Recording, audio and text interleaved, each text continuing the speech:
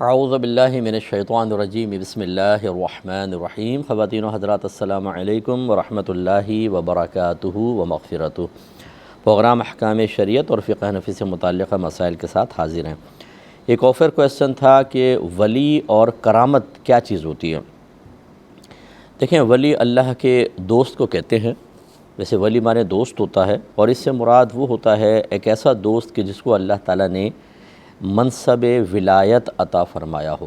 ولایت ایک منصب کا نام ہے، ایک عہدے کا نام ہے، سمجھ لیجیے، جو اللہ کی طرف سے کسی بندے کو دیا جاتا ہے، جو اس بات کی علامت ہوتی ہے کہ یہ عام بندوں سے فوق ہے۔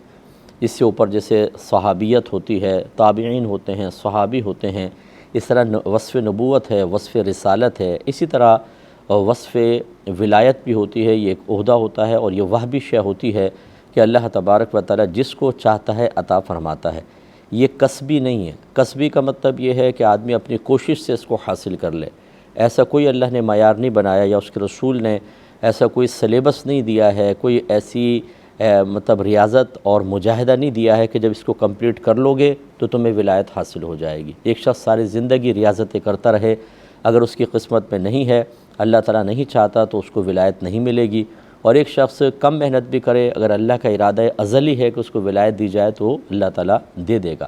لیکن یہ ضروری ہے کہ ولی وہی ہوگا جو عالم دین ہوگا، ٹھیک ہے نا، ڈگری والا عالم دین نہیں، وصف علم والا عالم دین، کہ وہ عقائد کے باب میں مستقل ہو، یعنی تمام جو عقائد اسلام ہیں، ضروری عقائد ہیں، وہ دلائل کے ساتھ جانتا ہو، ضروری وضاحت اور تفصیل کے ساتھ جانتا ہو، اور اپنی ضرورت کے مسائل بغیر کسی کی مدد کے خود کتابوں سے نکال سکتا ہو۔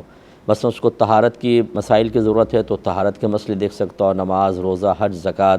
اگر وہ کاروبار کرتا ہے، اگر وہ انویسٹمنٹ کرتا ہے، کرائے پہ چیز کو لیتا دیتا ہے، اس طرح میاں بیوی کے درمیان معاملات اور نان نفقے کے مسائل، اسی طرح طلاق کے مسائل، اس طرح صغیرہ کبیرہ ظاہری باطنی گناہوں کی معرفت، یہ سب اس کو حاصل ہوتی ہے، تو پھر وہ ولی ہوتا ہے۔ جیسے اللہ نے فرمایا الا ان اولیاء اللہ لا خوف علیہم ولا هم یحزنون الذین آمنوا وکانوا یتقون۔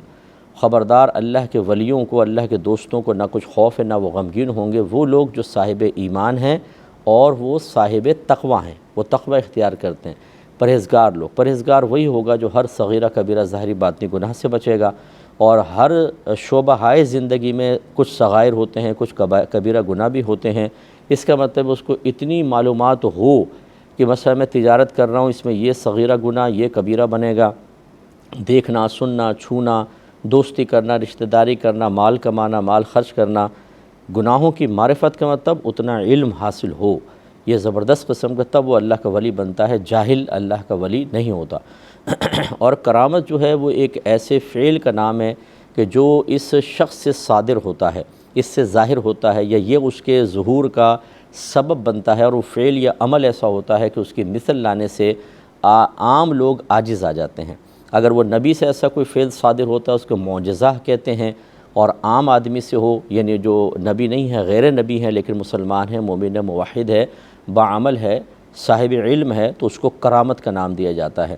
جیسے جریج عابد تھے بنی اسرائیل کے اندر، ان پہ زنا کا جھوٹا الزام لگا، عورت نے ایک بچے کو ان کی طرف منسوب کر دیا، تو اللہ کے حکم سے آپ نے بچے سے فرمایا بتا تیرا باپ کون ہے، تو وہ بچپن میں ہی بولنے لگا۔ یہ آپ کی کرامت تھی۔ اس طرح آصف بن برقیہ نے حضرت سلیمان علیہ السلام کے پاس ملکہ بلقیس کا تخت جو کئی ٹنوں وزنی تھا، آپ عرض کی کہ آپ آسمان کی طرف دیکھیں، آپ کی نگاہ نیچے نہیں آنے پائے گی، تخت آپ کے سامنے ہوگا، اور کئی سو میل دور سے وہ تخت پلک جھپکتے میں آپ کے سامنے پہنچا دیا۔ اس طرح بی بی مریم رضی اللہ تعالی عنہا کے پاس آسمان اللہ تعالیٰ کی طرف سے غیب سے پھل آتے تھے جو غیر موسمی پھل ہوا کرتے تھے۔ حضرت زکریا کا قول موجود ہے کہ اے مریم، یہ آپ کے پاس کہاں سے آتے ہیں؟ تو وہ کہتی ہیں وہ اللہ تعالیٰ کی طرف سے آتے ہیں۔ تو اس طرح کہ جب عام لوگوں سے خلاف عادت افعال کا ظہور ہوا تو اس کو کیا نام دیا جائے؟ تو اس کو پھر کرامت کا نام دیا، اور اس شخص کو اصطلاح تصوف کہہ لیں یا اصطلاح شرع میں ولی کہا جاتا ہے۔ امید ہے تھوڑی بہت آپ وضاحت سمجھ گئے ہوں گے۔ ایک بھائی کہتے ہیں کہ اگر کوئی یوں کہے کہ پوری دنیا مل کر بھی ایک صحابی کے عشق رسول کا مقابلہ نہیں کر سکتی ہے تو کیا یہ بات صحیح ہے؟ جی، ایک طرح سے صحیح بھی ہے۔ اس بات کی حقیقت تک پہنچنا تو بہت ہی مشکل ہے، کہ ہر صحابی کے عشق رسول کا کو ناپنا تولنا، اس کو جانچنا پرکھنا، یہ تو کوئی آلہ موجود نہیں ہے، اور بعد والوں کے دل میں کتنا عشق ہے اور سب مل کر کس عشق کے کس حد تک پہنچتے ہیں، یہ مقداروں میں تو نہیں ناپا جا سکتا، نہ کوئی مقداریں اس کی ہیں۔ ہاں، ہم حسن ظن قائم کر کے یہ کہہ سکتے ہیں کہ واقعی جو صحابہ کرام علیہم الرضوان کا عشق تھا، جس کی سب سے بڑی علامت اطاعت رسول اور اتباع رسول، اور اس میں اپنے تمام تر ذاتی مفادات کو قربان کر دینا، نفسانی خواہشات کو قربان کرنا، اپنے آرام کو، اپنے رشتہ داریاں ختم کر دینا، اپنے وطن اصلی کو چھوڑ دینا صرف نبی کریم کے لیے، وہ ایسی قربانیاں ہیں، ایسی ظاہری علامات ہیں کہ صحیح بات ہے کہ یہ انہی کا خاصہ تھا، یہ انہی کا حصہ تھا۔ اب قیامت تک جتنے لوگ آتے رہیں گے اس طرح کی قربانیاں نہیں دے سکتے ہیں، کیونکہ وہ اس دور کی قربانیاں بہت ہی امپورٹنٹ تھیں اور نبی کریم صلی اللہ علیہ وسلم کی محبت کی زبردست علامت تھیں، اور انہوں نے اس معیار محبت پر 100 نہیں 1000% اپنے آپ کو پورا اتار کر دکھایا۔ اس طرح یقیناً حسن ظن قائم کر کے ہم یہ کہہ سکتے ہیں کہ پوری دنیا کا عشق ایک طرف اور صحابہ کرام علیہم الرضوان کا عشق رسول ایک جانب۔ تو خلاصہ کلام یہ ہے کہ اس قسم کے کوئی جملے جب کہے جائیں تو کوئی ترازو لے کے نہ کھڑا ہو جائے کہ اچھا بتاؤ کیسے کیا پیمانہ ہے یہ حسن ظن قائم کر کے اور کچھ ظاہری علامات مرتب کر کے پھر اس کے بعد نتیجہ نکالا جاتا ہے جو ایک حسن ظن پر بھی مبنی ہوتا ہے، ہمارے ان سے عقیدت اور محبت پر مبنی ہوتا ہے، اور ان ظاہری علامات پر کہ جو ایسی تھیں اس زمانے کے اعتبار سے خاص طور پہ کہ واقعی قیامت تک اب نہ وہ ماحول ہوگا، نہ نبی کریم، نہ کوئی نبی آئیں گے، نہ ویسا امتحان ہوگا، اور جیسا امتحان ان کا اللہ نے لیا ویسا امتحان اب شاید نہیں ہو سکے گا، تو یہ بالکل کہنا بجا ہوگا۔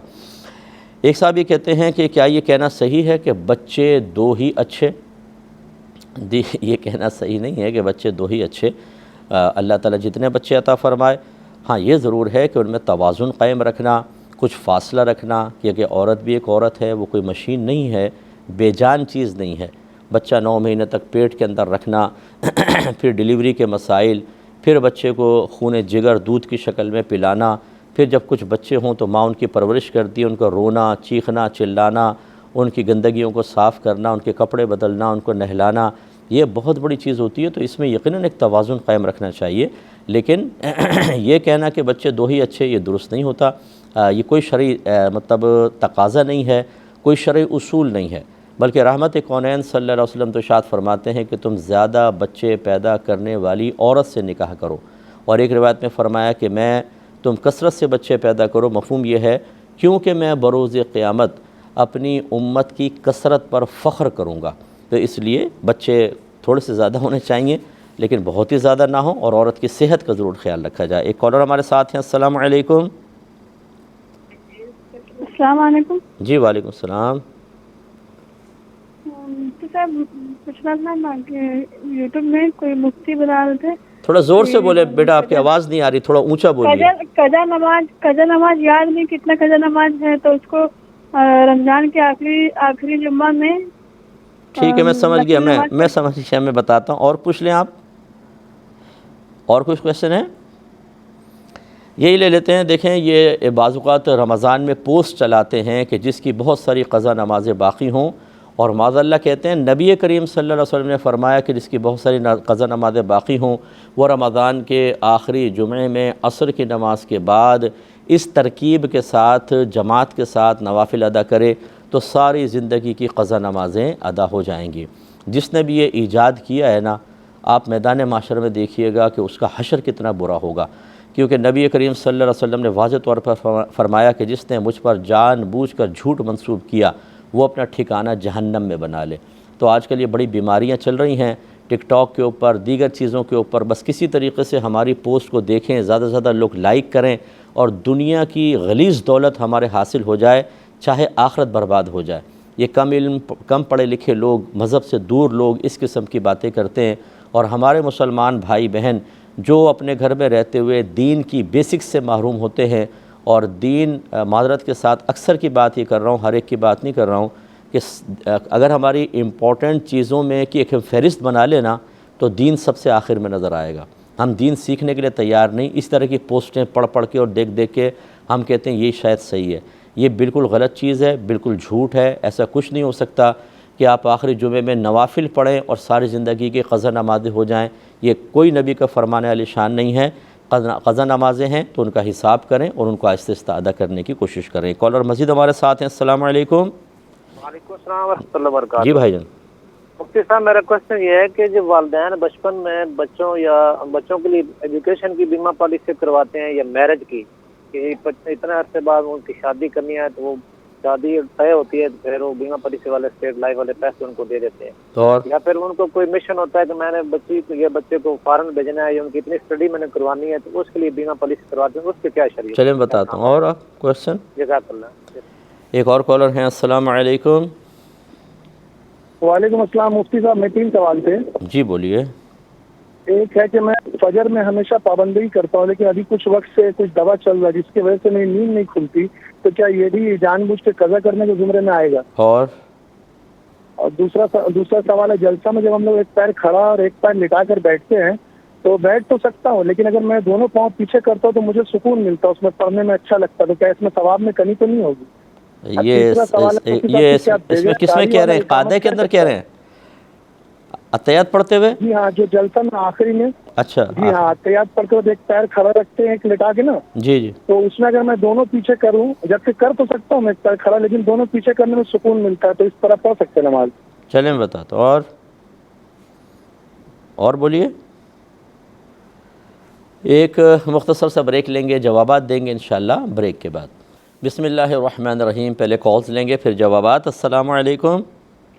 جی وعلیکم السلام ورحمۃ اللہ وبرکاتہ۔ جی سر کیسے ہیں آپ؟ ٹھیک ہیں اللہ کا بڑا کرم، اللہ کا کرم۔ اچھا سر جی، ایسا کہ میں نا تلاگاؤں سے بات کر رہا ہوں سر جی۔ سوال یہ ہے کہ میرے ایک نام ہے جی سر محمد سر۔ جب سے یہ پیدا ہوا سر اس کی نا کافی ساری سر بیماریاں شماریاں اور اس کے نام کی ہیں نا، تو کافی سارے کہتے ہیں جناب اس کا نام چینج کر دیا جائے، جبکہ سر یہ نواز رسول کی نسبت سے یہ نام رکھا تھا۔ نام کیا ہے بچے کا نام کیا ہے؟ بچے کا نام ہے محمد حسن۔ محمد حسن؟ جی ٹھیک ہے، میں بتاتا ہوں انشاءاللہ، میں عرض کرتا ہوں۔ ایک اور کالر ہیں۔ السلام علیکم۔ وعلیکم السلام۔ جی بھائی جان۔ ایک ٹیچر ہے اسکول میں، وہ پریکٹیکل جرنل وغیرہ جو ہوتے ہیں اسکول میں ضائع ہو جاتے ہیں، رستے میں چلے جاتے ہیں، تو وہ گھر لے آتے ہیں اس میں سے خالی پیج وغیرہ استعمال کرنے کے لیے، اس کے لیے کیا حکم ہوگا؟ چلیں اور بس میں عرض کرتا ہوں۔ انہوں نے کہا تھا کہ والدین بعض اوقات بچوں کی بیمہ پالیسی لے لیتے ہیں ان کی شادی کو بنیاد بنا کر، یا آگے تعلیم کے لیے یا باہر تعلیم کے لیے بھیجیں گے تو ابھی سے بیمہ پالیسی لیتے ہیں، تو یہ لینا کیسا ہے؟ دیکھیں، اکثر جو بیمہ پالیسی ہیں ان میں جو شرائط ہوتی ہیں، کنڈیشنز ہوتی ہیں، مختلف اس میں کلوزز لکھے ہوتے ہیں، ان کی روشنی میں بعض اوقات جوئے کا مفہوم بن رہا ہوتا ہے، بعض اوقات سود کا بن رہا ہوتا ہے، اس لیے ہم تو اس کی اجازت بالکل بھی نہیں دیتے۔ ہاں، بعض اوقات ایسا ہوتا ہے کہ اس کی ایک قانونی حیثیت ہوتی ہے کہ بعض اوقات آپ کو ادارہ جوائن کرتے ہیں اور وہاں پر قانونی اعتبار سے جتنے امپلائی ہیں وہ انشورڈ ہوں گے، وہ ایک الگ چیز ہے کہ اس میں پھر وہ مجبوری ہوتی ہے۔ لیکن اگر آپ از خود اپنی مرضی سے بیمہ پالیسی لینا چاہتے ہیں تو اکثر بیمہ پالیسیز جو ہیں وہ صحیح نہیں ہوتی، ان کی کنڈیشنز ایسی ہوتی ہیں کہ اس میں جوئے کا مفہوم نکلتا ہے یا سود کا مفہوم نکلتا ہے، اس لیے احتیاط کرنی چاہیے۔ اس کے باوجود میں یہ گزارش کروں گا کہ ہو سکتا ہے کسی نے بہت اچھی کنڈیشن رکھی ہوں جو ہماری نگاہ سے نہیں گزری ہوں، تو آپ جب بھی کوئی پالیسی لینے لگیں پہلے ان کی جتنے بھی وہ بروشر وغیرہ کوئی دیں گے تو وہ کسی اچھے مفتی صاحب کو چیک کروا دیں، وہ چیک کریں اور یس کہہ دیں، اس کے بعد آپ وہ پالیسی لیں، ورنہ نہ لیں۔ تھوڑے سے دنیاوی فائدے کے لیے خواہ اپنے آپ کو حرام چیز میں ملوث کرنا، اور اگر دنیا کا فائدہ حاصل ہو بھی گیا اور آخرت برباد ہو گئی تو پھر اس طرح کے فائدوں کو لینا سمجھدار آدمی کا کام نہیں ہوتا۔ یہ کہتے ہیں کہ میں فجر کی نماز پابندی سے پڑھتا ہوں، لیکن آج کل کوئی بیماری کی وجہ سے دوا وغیرہ استعمال کر رہا ہوں جس کی بنا پر کئی مرتبہ آنکھ نہیں کھلتی ہے، تو کیا یہ بھی جان بوجھ کر فجر قضا کرنے میں آئے گا؟ تو جی بالکل نہیں آئے گا۔ اگر واقعی ایسا ہے کہ آپ الارم لگاتے ہیں یا کسی کی ڈیوٹی لگا دیتے ہیں کہ مجھے اٹھا دینا، اور ان تمام تر اسباب اور ذرائع قائم کرنے کے باوجود دوا کے اثر کے باعث آپ کی آنکھ نہیں کھل پاتی ہے تو آپ بری ذمہ ہیں، اللہ تبارک و تعالیٰ آپ کو معاف فرمائے گا۔ لیکن اس طرح کی دواؤں کی عادت نہیں ڈالنی چاہیے، کوشش کریں ایکسرسائز کریں، اور کوئی مطلب یہ کہ غذاؤں وغیرہ کے اندر اپنے لائف سٹائل چینج کریں، اس سے آپ کو نیند بھی اچھی آ سکتی ہے، دیگر فائدے بھی ہو سکتے ہیں۔ ہم بعض اوقات دواؤں پر ڈیپینڈ کرنا شروع کر دیتے ہیں ٹوٹلی، اور انتہائی سست عازم بن جاتے ہیں۔ نتیجہ نکلتا ہے کہ پھر وہ دوائیں ہمارے اندر، ایک تو سائیڈ ایفیکٹس بہت ہوتے ہیں، اور اسی طریقے کے معاملات ہوتے ہیں کہ ہم عبادات سے اور ایک خوشگوار صحت مند زندگی سے دور ہوتے چلے جاتے ہیں اور دوائیوں کا سہارا لے رہے ہوتے ہیں۔ تو یہ بھی ہماری ایک کوتاہی ہے، اگر ایسا ہو تو اس میں گرفت کے امکانات ہو سکتے ہیں۔ لیکن بہرحال اگر کوئی ارادہ کر کے سوتا ہے کہ میں فجر میں اٹھوں گا لیکن دوا کی وجہ سے نہ اٹھ پائے، اللہ تعالیٰ معاف فرمائے گا، توبہ کرنی چاہیے اور اس نماز کی قضا کریں اور آئندہ بھرپور کوشش جاری رکھیں۔ یہ کہتے ہیں کہ جب میں اتحیات میں بیٹھتا ہوں تو اگر میں سنت کے مطابق بیٹھنا چاہوں کہ ایک پاؤں پہ بیٹھ کر دوسرا پاؤں کھڑا کروں، یہ بھی پاسبل ہے، لیکن اگر میں دونوں پیچھے کر لوں تو مجھے سکون ملتا ہے۔ کیا حکم شرع ہوگا؟ دیکھیں، اگر آپ کے لیے ایک پاؤں پر بیٹھنا، دوسرے پاؤں کو کھڑا کرنا باعث تکلیف نہ ہو، باعث تکلیف، اگر بہت شدید درد ہوتا ہے، اذیت ہوتی ہے، پھر تو پیچھے کرنے میں کوئی مسئلہ نہیں ہے۔ لیکن اگر ایسا نہیں ہے، وہ آپ آرام سے کر سکتے ہیں، لیکن پیچھے کرنے میں زیادہ سکون ملتا ہے، تو ایسا سکون جو ترک سنت کا سبب بن رہا ہو وہ مناسب نہیں ہوتا۔ پھر آپ اس سکون کو چھوڑ دیجئے، تھوڑی دیر کی تو بات ہے، آپ اس طرح بیٹھ کر اتحیات وغیرہ پڑھ کے سلام پھیر دیں، پھر پاؤں پیچھے کر کے سکون بھی حاصل کر لیں، نماز کے بعد حاصل کر لیں، وظیفے وغیرہ پڑھ لیں، لیکن سنت کو فوقیت دینی چاہیے، لہٰذا سنت کو ہی فوقیت دیں۔ یہ کہتے ہیں کہ بچہ پیدا ہوا، اس کا نام نواسہ رسول پر محمد حسن رکھا گیا، اور تو اب اس کو کئی بیماریاں لگ گئیں، تو کسی نے کہا کہ نام چینج کر دو۔ دیکھیں، میں بارہا آپ کو کہہ چکا ہوں کہ یہ احمقانہ چیزیں ہوتی ہیں، جب نام بھاری ہے اب چینج کر دو، بیماریاں ہو رہی ہیں نام چینج کر دو۔ آپ ہاسپٹل میں جائیں، آپ کو ایمرجنسی وارڈ کے اندر، آئی سی یو وارڈ کے اندر ہر قسم کے نام کے افراد ملیں گے، تو کیا سب کے نام چینج کر دیں؟ ناموں کی وجہ سے یہاں تک پہنچے ہیں نا۔ دنیا میں کون سا نام ایسا، ان سے پوچھ لیں کہ تم وہ بتاؤ کہ اس نام کے بعد نہ کوئی بیماری ہو، نہ کوئی پریشانی ہو، نہ کوئی ذہنی ٹینشن ہو، تم بتا دو۔ چلو، نام تبدیل کرنے کے بعد پھر ساری بیماریاں دور ہو جائیں گی، پریشانیاں۔ یہ جہالت کی بات ہوتی ہے۔ اللہ تبارک و تعالیٰ نے ازل سے انسان کی مشکلات، اس کی بیماریاں اور اس کے ساتھ جو زندگی کے اندر عوارضات ہوں ان کا فیصلہ فرما دیا ہے۔ میں بارہا اس کو تفصیل سے بیان کر چکا ہوں، اگر آپ چاہیں تو یوٹیوب پہ جائیں، لکھیں تقدیر کا بیان بائے مفتی اکمل، اور اس کو ایک دفعہ سن لیجئے۔ تو یہ اللہ کی مرضی سے ہوتی ہے، ناموں وغیرہ کا کوئی اثر نہیں ہو، اور اچھے نام کا تو برا اثر ہو ہی نہیں سکتا ہے۔ یہ بالکل انتہائی نامعقول بات ہے کہ نام اتنا خوبصورت، محمد، حسن، دونوں نام کتنے پیارے، میرے آقا صلی اللہ علیہ وسلم کا نانا جان کا نام اور نواسہ، کتنے پیارے نام، اور یہ ہے معاذ ثم معاذ اللہ بیماریوں کا سبب بن رہے ہیں۔ ایسے بیمار ذہنوں کے لیے میری گزارش یہ ہے کہ خدا را اپنی چونچ بند رکھیں، ایسا نہ ہو کہ آپ کے لیے آخرت کا زبردست قسم کا وبال کھڑا ہو جائے اور آپ جواب نہ دے سکیں، اور مجرموں کی طرح ندامت اور شرمندگی کے ساتھ وہاں پر ذلت کے ساتھ سر جھکا کے کھڑے ہوں، اور اپنی یہ احمقانہ منطقے بیان کر کے آپ خواہ مخواہ دوسرے کا بھی نقصان کریں اور اپنا نقصان کریں۔ ایسے لوگوں کے بالکل نہ سنیں، نہ ان کا مشورہ قابل قبول ہے، چاہے وہ کوئی عامل ہو، چاہے غیر عامل ہو، عام آدمی ہو، ہرگز نہ سنا کریں، ان کے پاس بھی نہ جائیں۔ جو اتنا غلط مشورہ دے رہا ہو وہ قابل نہیں ہے کہ آپ ان سے مشورہ لیں۔ امید ہے کہ آپ سمجھ گئے ہوں گے۔ کالر ہمارے ساتھ ہیں، السلام علیکم۔ جی وعلیکم السلام۔ تو جی مفتی صاحب، مجھے یہ پوچھنا ہے کہ میں کرسی پر نماز پڑھتی ہوں، جی لیکن میں اکثر جو ہے وہ رکوع کرنا بھول جاتی ہوں اور ڈائریکٹ سجدے کا اشارہ کرتی ہوں، پھر میں دوبارہ ایک سجدہ کا پڑھ کے تسبیح پھر ٹھیک سے بیٹھ کے پھر دوبارہ رکوع کرتی ہوں، پھر سجدہ کرتی ہوں۔ تو یہ اس طرح کرنا صحیح ہے یا نماز پوری کر کے سجدہ سہو کر لوں گی تو میری نماز ہو جائے گی؟ چلیں میں بتاتا ہوں، ٹھیک ہے، اور میں بتاتا ہوں انشاءاللہ۔ ایک بھائی نے فرمایا کہ یہ کسی اسکول میں ہیں، وہاں جو بچے یہ پریکٹیکل کے جرنل وغیرہ جمع کرواتے ہیں تو وہ اٹھا کے پھینک ہی دیے جاتے ہیں، تو یہ اٹھا کے گھر لے آتے ہیں، ان میں جو خالی پیجز ہیں ان کو نکال کر یوز کر لیتے ہیں۔ کیا حکم شرع ہوگا؟ دیکھیں، اگر عرف یہی جاری ہے کہ دینے والے واپس مطالبہ نہیں کرتے اور اسکول والے رکھتے نہیں ہیں، ان کو اٹھا کے پھینک دیتے ہیں، تو پھر یہ بالکل ایک ایسی چیز ہے کہ جو بیکار قسم کی ہے، بے قیمت چیز ہے، اور اس طرح کی چیزوں کو گھر لا سکتے ہیں، ان کو استعمال کر سکتے ہیں۔ جیسے روڈ پہ چیزیں، لکڑی پڑی مل گئی آپ کو، فلاں چیز آپ لے آئے کہ میں اس کو استعمال کر لوں گا صحیح طریقے سے کچھ بنا کر، تو اسی طریقے سے یہ ہے، تو پھر گھر لا کے ان کے صفحات نکال سکتے ہیں۔ ہاں، اگر یہ ہوتا ہے کہ جو جرنل وغیرہ ہوتے ہیں وہ ریکارڈ میں رکھے جاتے ہیں بعض اوقات، یا پھر ایسا ہوتا ہے کہ ان کو جمع کر کے ردی میں بیچا جاتا ہے، اس سے جو پیسہ آتا ہے وہ اسکول کے اندر لگایا جاتا ہے، تو پھر ان کی بلا اجازت آپ ہرگز نہیں لے سکتے ہیں، پھر آپ پیمنٹ کر کے لے سکتے ہیں۔ لیکن اگر ایسا نہیں ہے، جیسے آپ نے ایک صورتحال بتائی جو ہمیں سمجھ میں آئی کہ ایسی پڑے رہتے ہیں اور پھر اس کے بعد پھینک دیے جاتے ہیں بالکل، تو بالکل آپ لا سکتے ہیں اور اس کے خالی پیجز یوز کر سکتے ہیں۔ بہن نے فرمایا کہ میں کرسی پہ بیٹھ کے نماز پڑھتی ہوں تو اکثر رکوع بھول جاتی ہوں اور ڈائریکٹ سجدے میں چلی جاتی ہوں، پھر ایک سجدے کی تسبیح پڑھ کے یاد آتا ہے تو میں واپس ہوتی ہوں، پھر رکوع کرتی ہوں، پھر 2 سجدے کرتی ہوں، یہ ٹھیک ہے کہ نہیں؟ دیکھیں بالکل ٹھیک ہے، جب فرض نکل جائے نا تو آپ کو واپس اس کی ادائیگی کرنی ہوگی۔ تو جیسے آپ سجدے میں چلے گئے تو واپس آئیں، رکوع کریں، پھر 2 سجدے کریں، یہ دوسرا سجدہ نہیں کہلائے گا، اگر درمیان میں کوئی رکن رہ جاتا ہے تو اس کو کریں اور پھر 2 سجدے کریں اور آخر میں آپ کو سجدہ سہو کرنا ہوگا۔ لیکن اگر آپ یوں کریں کہ رکوع نہ کریں، سجدے کنٹینیو رکھیں اور آخر میں سجدہ سہو کر لیں تو آپ کی نماز نہیں ہوگی، کیونکہ سجدہ سہو ہوتا ہے واجب کے ترک پر۔ جب ہم کوئی واجب ترک کر دیتے ہیں، نماز میں کمی آتی ہے، اس کمی کو تدارک کے لیے، کفارے کے لیے سجدہ سہو ہے، اور رکوع فرض ہے۔ فرض چھوٹ جائے تو سجدہ سہو تو واجب کے کفارے کے لیے تھا، واجب کی کمی کو پورا کرنے کے لیے تھا، نہ کہ فرض کے قائم مقام ہو جائے یا فرض کی کمی کو پورا کرے، پھر آپ کی نماز نہیں ہوگی۔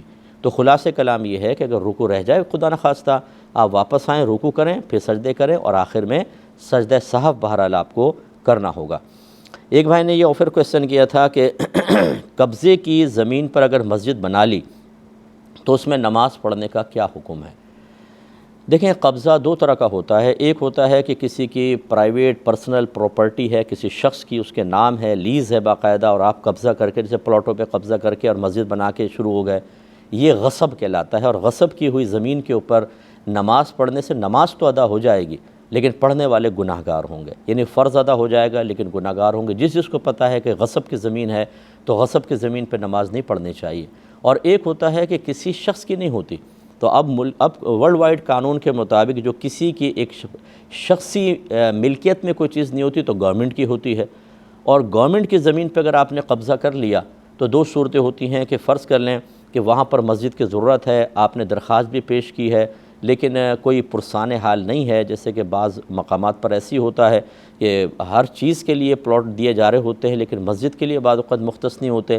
ایسی صورت میں اگر آپ نے کوئی پلاٹ لے کر اس پہ مسجد بنا کر گورنمنٹ کی جگہ ہے اور نمازیں شروع کر دیں، یہ وہ والا غصب نہیں کہلائے گا، اس پر نمازیں بالکل درست ہیں۔ لیکن میں اس کی بھی تائید نہیں کرتا ہوں، میں کوئی حوصلہ افزائی نہیں کر رہا ہوں، لیکن میں نماز کو حکم بیان کر رہا ہوں۔ بہتر یہ ہوتا ہے کہ آپ گورنمنٹ سے جو تھرو پراپر چینل آپ کا مطلب کارروائی کر سکتے ہیں وہ کریں اور پلاٹ مختص کروائیں کہ بھئی آبادی مسلمانوں کی، یہاں پر ہمیں باقاعدہ زمین الاٹ کی جائے تاکہ ہم اس کے اوپر کوئی مسجد وغیرہ بنائیں۔ لیکن اگر نہیں دے رہی گورنمنٹ فی الحال تو کیا ایسے لوگ رہیں تو پھر کوئی کسی جگہ پہ آپ مسجد بنا کر اگر نمازیں سٹارٹ کر دیں تو وہ نماز بالکل ہو جائے گی، اگرچہ عرف عام میں اسے بھی کہیں گے جی زمین پہ قبضہ کر کے نماز شروع کر دی، لیکن اس کا حکم علیحدہ ہوگا۔ امید ہے کہ آپ بات سمجھ گئے ہوں گے۔ کہتے ہیں کہ کیا یہ بات صحیح ہے کہ بیوی کو خوش رکھنے سے رزق میں برکت ہوتی ہے؟ نہیں، یہ خیر مطلب مطلقاً صحیح بھی نہیں ہے اور غلط بھی نہیں ہے، کیونکہ تفصیل اس میں یہ ہے کہ بیوی کو خوش کرنا کس طریقے سے۔ بعض اوقات تو ناجائز طریقے سے ہوتا ہے کہ بیوی کہتی ہے، بعض بیویاں کہتی ہیں، ہر ایک نہیں، کہ بھئی حرام کما کے لاؤ، کہاں سے لاؤ مجھے نہیں پتہ، مجھے تو گھر چاہیے، مجھے گاڑی چاہیے، مجھے زیور چاہیے، اچھے کپڑے چاہیے۔ اب شوہر حرام کمانا شروع، رشوت، سود اور لا کے بیوی کو دے رہا ہے، بیوی خوش ہو رہی ہے، تو کیا اس سے گھر میں برکت ہوگی؟ کبھی بھی نہیں ہوگی، بے برکتی ہوگی، نحوست پیدا ہوگی، نافرمان اولاد پیدا ہوگی، لڑائی جھگڑے، فتنہ فساد، بدنامی اور آخرت کی بربادی، یہ سب چیزیں متوجہ ہوں گی۔ اور ایک یہ ہے کہ آپ زوجہ کا حق ادا کرتے ہیں، جائز طریقے سے اس کی ضروریات پوری کرتے ہیں، اپنے گھر والوں پر حسب استطاعت خرچ میں وسعت کرتے ہیں جس سے بیوی خوش ہوتی ہے، اور آپ کیئرنگ پرسن ہیں، اپنی بیوی کا خیال کرتے ہیں، اس کی قدر کرتے ہیں کہ وہ آپ کے لیے بچے پیدا کرتی ہے، کتنی تکلیف برداشت کرتی ہے، کپڑے دھوتی ہے، استری کرتی ہے، کھانا پکاتی ہے، ڈسٹنگ کرتی ہے، کپڑے استری کر کے دیتی ہے، اور آپ کی عزت اور ناموس کی گھر کی حفاظت کرتی ہے، بچوں کی ابتدائی تربیت کرتی ہے۔ ان احسانات کی قدر کرتے ہوئے آپ اس کو خوش کر رہے ہیں اور جائز طریقے سے کر رہے ہیں تو انشاءاللہ یہ باعث برکت ضرور ہوگا۔ لیکن یہ بیوی کے ساتھ ہی مخصوص نہیں ہے کہ بیوی خوش ہوگی تو، بلکہ یہ تمام شرعی باتیں پوری کرنے کی وجہ سے برکت پیدا ہوگی۔ بہرحال یہ جملہ نہ تو مطلقاً 100% صحیح ہے، نہ اس کو غلط کہہ سکتے ہیں۔ تفصیل وہ یہ جو عرض کی، ایک مختصر سا بریک لیں گے، ہمیں یقین ہے آپ ہمارے ساتھ ہی رہیں گے۔ بسم اللہ الرحمن الرحیم۔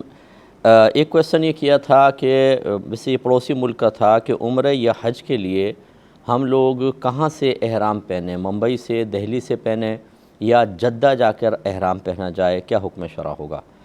دیکھیں، انڈیا والے ہوں چاہے پاکستان والے ہوں، ہم جب اگر جدہ جا رہے ہوں تو بیچ میں ایک میقات آتی ہے۔ میقات اس جگہ کو کہتے ہیں جس سے بغیر احرام کے گزرنا دم واجب کر دیتا ہے، یعنی جرم ہے وہ۔ اگر آپ مکے جا رہے ہیں تو اس سے پہلے احرام پہننا ہوتا ہے، تو ہمارا وہ میقات یلملم کہلاتی ہے، اور یہ جدہ جاتے ہوئے جہاز میں ہی آ جاتی ہے درمیان میں۔ تو اس لیے بہتر یہ ہے کہ یا تو آپ ایئرپورٹ سے ہی باندھ لیں، یعنی نیت کر لیں احرام کی، یا میں اکثر یہ کہتے ہیں، ہم لوگ مشورہ دیتے ہیں کہ جہاز میں باقاعدہ بیٹھنے کے بعد جب آپ تمام ملاقاتوں وغیرہ سے فارغ ہو جائیں تو یلملم سے پہلے یہ اعلان ہو جاتا ہے جہاز کے اندر کہ اب میقات آنے والی ہے۔ پتہ نہیں اب وہاں کے جہازوں میں ہوتا ہے کہ نہیں ہوتا، ہمارے پاکستان میں تو اعلان کر دیتے ہیں کہ میقات آنے والی ہے، آپ نیت کر لیں، تو اس سے پہلے نیت کرنی ہے۔ اگر آپ میقات کراس کر کے جدہ پہنچ گئے پھر نیت کریں گے تو دم لازم ہو چکا ہوگا، یاد رکھیں، اور پھر ایک بکرا یا دمبا حدود حرم میں ذبح کرنا ہوگا۔ لیکن یہ اس کے لیے ہے کہ جو جدہ جا رہا ہو۔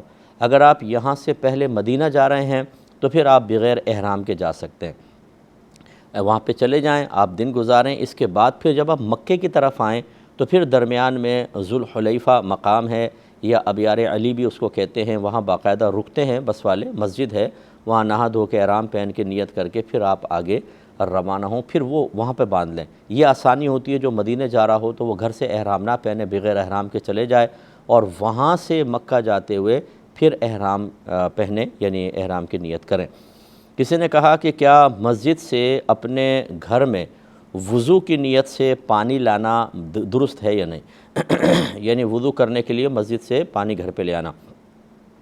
دیکھیں، اگر آپ مرد نمازی ہیں تو اور گھر میں پانی نہیں ہے تو مسجد میں جا کر ہی وضو کریں، اور اگر آپ یہ کہنا چاہتے ہیں کہ گھر کے دیگر افراد کے لیے، عورتوں کے لیے مسجد سے پانی لانا، تو یہ اس کو میں مناسب نہیں سمجھتا، اس لیے کہ پہلی بات تو یہ کہ وہ جو مسجد کا پانی ہوتا ہے وہ نمازیوں کے لیے مخصوص کیا جاتا ہے، چاہے وہ زبان سے نہ کہا ہو، اس کو کسی اور کے لیے باہر چاہے اسی مقصد کے لیے ہو، مناسب نہیں ہے۔ ہاں، اگر آپ باہر لے جانا چاہیں پانی تو اس کی واجبی قیمت دیں۔ یہ کمیٹی کو چاہیے کہ اگر باہر کے لوگ مسجد کا پانی لے کے جاتے ہیں تو ایک واجبی قیمت کا مطلب یہ کہ جو اتنے ایک بالٹی لے جا رہے ہیں تو ایک بالٹی کتنے میں ایریا کے اندر ہوتی ہے اتنا پیسہ لینا چاہیے، اور یہ بھی اس صورت کے اندر کہ جب باہر لے جانے میں مسجد کے پانی میں قلت نہ ہو۔ ایسا نہ ہو کہ نمازی بغیر وضو کریں آپ پانی بیچنا شروع کر دیں، ایسا نہیں ہے۔ جب اضافی پانی ہو تو پھر یہ کر سکتے ہیں۔ اور اگر کوئی یہ کہے کہ جی ہم تو صرف وضو کے لیے لے جا رہے ہیں، مسئلہ یہ کہ جب آپ لے کر جاتے ہیں نا، ایک آدمی لے کر جاتا ہے تو لوگوں کو نہیں پتہ ہوتا کہ اس کی نیت کیا ہے، اور ہمارے یہاں صورتحال یہ ہے کہ ایک آدمی کو دیکھ لیں کوئی کام کرتے ہوئے تو ہماری مثال ایک بھیڑ کی طرح ہے، بھیڑ جیسے ہوتی ہے نا، تو وہ ایک اگر گڑھے میں اتر کے چل رہی ہے، حالانکہ سائڈ سے راستہ ہے، آپ دیکھیں گے بھیڑیں سائڈ سے نہیں جائیں گی، ہر ایک گڑھے سے اتر کے جائے گی۔ ایک دوسرے کو دیکھ کر ہم فوری طور پہ چیز کو اپناتے ہیں، یہ نہیں دیکھتے کہ جائز ہے کہ ناجائز ہے، لہٰذا آپ تو اچھی نیت کے ساتھ لے جا رہے ہیں، دوسرے بہت ساری نیتوں کے ساتھ لے جائیں گے، اور یہ مناسب نہیں ہے۔ اس لیے بہرحال مسجد کا پانی مسجد میں ہی یوز کیا جائے، اگر باہر لے جائیں تو واجبی قیمت پر لے کر جائیں، جبکہ مسجد کے پانی میں قلت وغیرہ نہ ہو۔ ایک کسی نے پوچھا کہ مسجد میں اگر پانی ختم ہو جائے تو سامنے ہی غیر مسلمین کی ایک عبادت گاہ ہے، تو کیا ہم وہاں سے وضو کے لیے پانی لے سکتے ہیں کہ نہیں؟ دیکھیں، پانی لینے میں تو مسئلہ نہیں ہے، لیکن یہ ضرور دیکھ لیں کہ مسلمان چونکہ پانی کے استعمال، درست اور غلط استعمال کو جانتے ہیں کہ ناپاک ہاتھ اس میں نہ ڈل جائے، مستعمل نہ ہو جائے، کیونکہ وضو کے لیے پاک اور غیر مستعمل پانی چاہیے ہوتا ہے، جبکہ اگر وہاں پہ کسی ڈرم میں کسی جگہ رکھا ہوا ہے تو اگر آپ نے نہیں دیکھا تو بہرحال اس سے وضو ہو جائے گا۔ شرعی اصول تو یہ ہے کہ جب تک آنکھوں سے آپ نے ناپاکی کو ملتے ہوئے یا کسی کو بے وضو اس پہ ہاتھ ڈالتے ہوئے نہیں دیکھا تو وہ آپ کے حق میں وضو کے قابل پانی ہے۔ لیکن یہ غالب گمان یہ ہے کہ بعض اوقات اگر غیر مسلم ہے وہ تو ناپاکی کو ناپاکی سمجھتا ہی نہیں ہے، ہو سکتا ہے کسی پیشاب وغیرہ میں ہاتھ اس کا ہو اور آ کے وہ ادھر پانی میں ہاتھ ڈال دیا ہو، یا آپ سامنے دیکھ رہے ہیں کہ پانی نکال رہے ہیں اور ہاتھ بے وضو اس کے اندر جا رہا ہے، تو پھر وہ وضو کے قابل نہیں ہوگا۔ باقی یہ کہ پانی لینے میں مسئلہ نہیں ہے، اگر وہ اجازت دیتے ہیں، کوئی لڑائی جھگڑا نہیں ہے، پانی وافر مقدار میں ہے، یہاں ختم ہو گیا تو وہ پانی لے کے آپ بالکل اس سے وضو کر سکتے ہیں، اس میں کوئی حرج نہیں ہے۔ یہ کہتے ہیں کہ مسجد کے فرش پر وضو کا پانی گرانا کیسا ہے؟ دیکھیں پہلے بھی بارہا بتایا کہ یہ جائز نہیں ہوتا ہے، کیونکہ جب ہم وضو کرتے ہیں تو ہمارے گناہوں کی آلودگی بھی ٹپکتی ہے اس کے ساتھ، اور اس کے علاوہ جو ایک نجاست حکمیہ کہتے ہیں وہ بھی گر رہی ہوتی ہے۔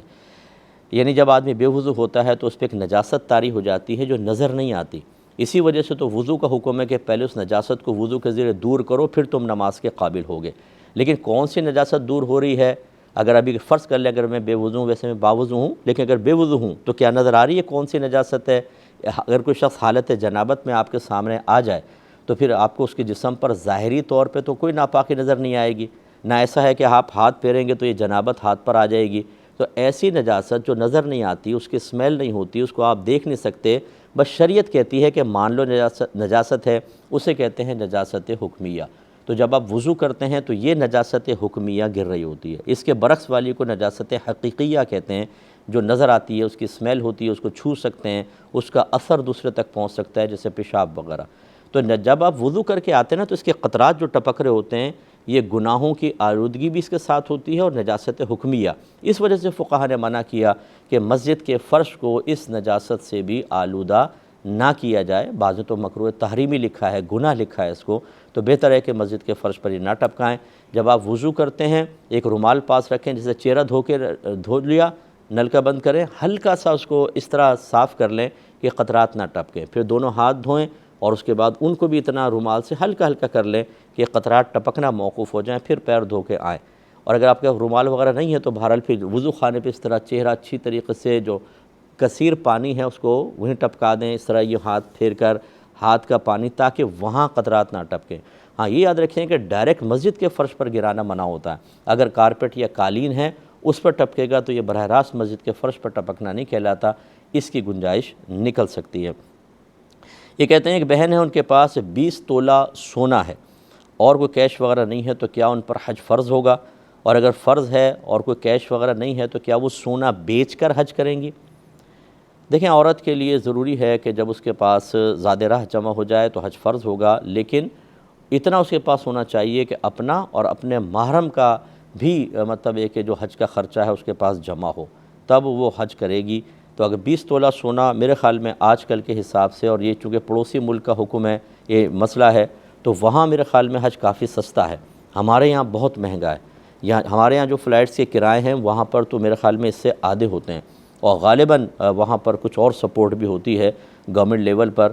تو 20 تولہ سونا اگر وہاں کسی خاتون کے پاس ہے تو یقیناً ان پہ حج فرض ہوگا، اور بالفرض کیش نہیں ہے اور حج فرض ہو گیا تو ان کو اپنا سونا بیچ کر حج کرنا ہوگا، کیونکہ جب آپ کے پاس مال ہے تو پھر تاخیر کرنا گناہ ہے۔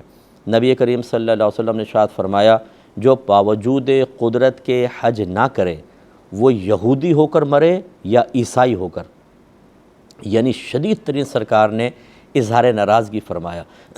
تو اب ہماری زندگی کا کچھ پتہ نہیں، ہم سونا سینے سے لگا کر رکھیں گے، نہیں سونا نہ جائے، کر لیں گے اگلے سال کر لیں گے، اچانک موت آ جاتی ہے، یہ سونا سارا وارث بانٹ لیتے ہیں، کھا پی جاتے ہیں، بعض اوقات تو اولاد ایصال ثواب تک نہیں کرتی ہے، اور ہم آخرت کے وبال کے اندر شدید گرفتار ہو جاتے ہیں، اور کوئی ہمارا حج بدل وغیرہ نہیں کرے گا، بعد میں کسی کو یہ توفیق نہیں ہوتی ہے۔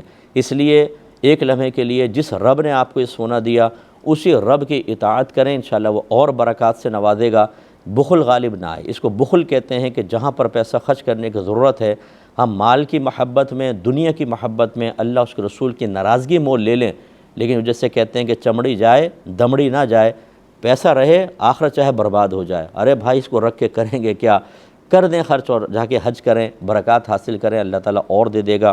لیکن اگر نہیں گئے تو گناہگار، اور اسی حالت میں مر گئے تو بہت شدید انجام برا ہو سکتا ہے۔